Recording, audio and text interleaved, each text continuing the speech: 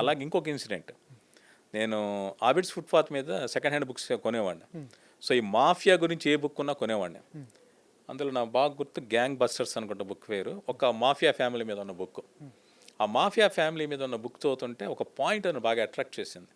వాళ్ళు ఇన్ఫార్మర్స్ కింద ఎవరిని వాడుకునేవాళ్ళంటే మాఫియా గ్యాంగ్ వాళ్ళు బెగ్గర్స్ని వాడుకునేవాళ్ళు.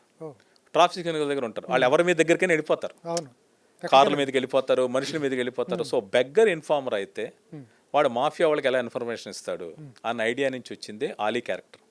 వాడు జగన్ గారు దాన్ని ఇన్ఫార్మర్ కాకుండా ఒక కామెడీగా వాడదాం అనుకుంటూ దాన్ని అలా మార్చారు.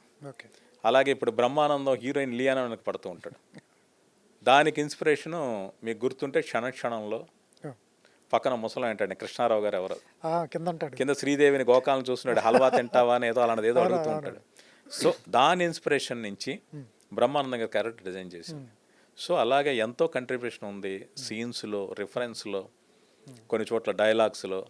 ఇలా పోకిరిలో నా కంట్రిబ్యూషన్ చాలా ఉంది. నియంతృత్వంతో ప్రజా ఉద్యమాలను ఆపగలరా? బెదిరింపులతో ప్రజా గొంతుకును నొక్కగలరా? తెలుగువారి మనస్సాక్షి సాక్షి టీవీ. సాక్షి టీవీ ప్రసారాల కోసం వెంటనే మీ లోకల్ ఆపరేటర్ను సంప్రదించండి.